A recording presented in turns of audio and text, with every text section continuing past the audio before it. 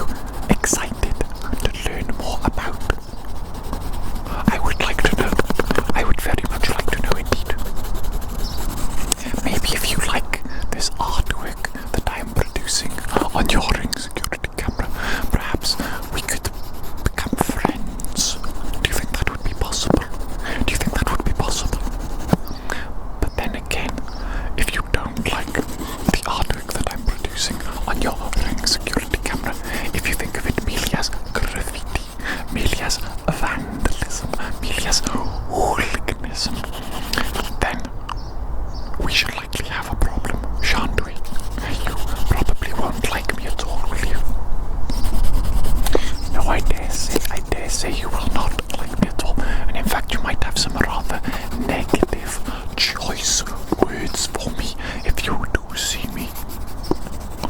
Or maybe even some negative physical actions. You're not going to beat me up, are you? If you see me on the street. You're not going to beat me up, are you? I hope not. I'm only drawing a little bit of artwork. Yes, you could consider it graffiti or vandalism of private property, but look at it, take a little time. Take a little time to look at the artwork that I'm producing. Isn't it beautiful? Don't you think so? Don't you think so? Don't you think that actually it's a good thing to have a little bit more art in the world to try and increase the amount of beauty in the world? That I believe that is doing a service to humanity as a whole, because it is lifting up our spirit. Our spirit. You know, the human needs, it's not just physical. It is not the simple physical things that we need to fulfill in order to thrive as human beings, you know. It's not just food, water, shelter, warmth. It's not all that stuff. Obviously, that is very important. That is very important indeed. Probably the number one most important thing of all. However, once you have met your basic fundamental needs, then we must move on to our higher needs, to elevate our living, our standard of living, our existence upon this planet. To merely exist, that is no life at all, is it? That is no life at all. No. We must elevate our standard of living, and in order to do that, we must engage in higher forms of culture, higher forms of living life existence, such as art. Art, yes indeed. Absolutely. And me drawing all over this Ring security camera, drawing all over it graffiti, you might say, you might call it. That is a higher form of life, of living, of culture. That is elevating us. Have you noticed that these companies, a lot of what these companies produce, it's ugly, isn't it? Have you noticed that? They produce these generic, ugly things, and they slap their brand names all over it in a vulgar display of possession and ownership. Vulgar. Absolutely vulgar. Do you know what I think? A true piece of art requires no signature. You don't need to know the artist. A true piece of art simply exists and simply elevates humanity by its existence, by its mere existence. That is correct. And to claim ownership over a piece of art, over anything, is almost vulgar. In a way, don't you think so? It's almost egotistical. It obviously stems from our desire to be known and to be remembered, to leave some sort of long-lasting, meaningful impact upon this world. We do not wish to be transient, do we? But why must we have things attributed to us personally? Why must we have that? Why is it not enough simply to produce something of wonder or beauty or achievement, to have it exist in the world, to have it positively impact the world? Why must we have personal recognition for it? Is that not a little bit egotistical?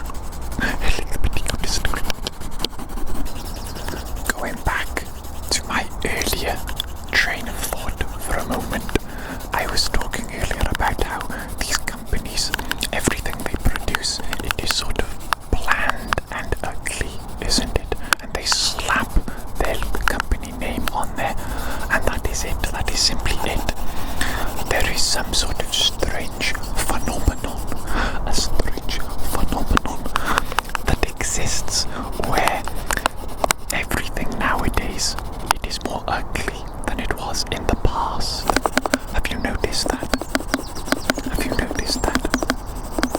If you take a little look at architecture, for example, of past eras, it is almost always beautiful. It is almost always intricate. There is something visually appealing, aesthetically appealing about it, and its mere existence elevates our life. Its beauty, its testament to human achievement. It enriches our life, makes us feel better simply by being near it, by witnessing it, by being in its presence. But nowadays, modern architecture, boring, isn't it? It's a little bit boring, and I think it comes from this, capitalistic need or desire or whatever to produce things as efficiently as possible, as cost effective as possible, to make it as cheap as possible, and to sell it as expensive as possible, to make the greatest profit. And I think that's where it all stems from, really, this phenomenon that everything modern is a little bit ugly. It's because we're rushing, producing things, trying to produce them as quickly and as cheaply as possible, and then trying to sell them as quickly and for as much money as possible to maximize the profit margin. Isn't it peculiar, though, that we as a society are so utterly obsessed with money, with profit, etc., but the economy, it is probably the worst it has ever been. Maybe not ever, but it is pretty terrible. Although, maybe it is just the inequality between the haves and the have-nots is possibly at its greatest, or close to being at its greatest. Perhaps, actually, we are generating more money than ever, but it's all going to the same few people at the top, at the tippity top, you know what I'm saying? The few people at the tippity top, these elites, you know what I'm saying? They're taking all the wealth for themselves and they're hoarding it, keeping it for themselves, to live these extravagant, obscene lifestyles.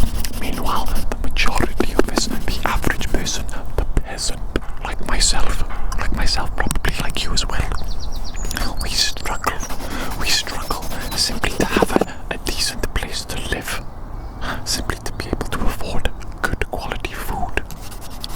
We struggle with the absolute basics. Meanwhile, these elites, they hoard all the wealth for themselves. And meanwhile, they are the same people who are simultaneously responsible for the decline of society, for the decline of beauty, and for the reduction of art in the world. I mean, that doesn't seem good, does it? That doesn't seem good at all. What is the solution to this problem? Eat the rich. Have you heard of that? Maybe we should eat the rich. Maybe we should eat them. I am a little bit hungry after all. I don't know. I'll be honest. I don't really go in for all that political nonsense, that political mumbo jumbo. Not that perhaps politics is important. Perhaps you do have the potential to change things.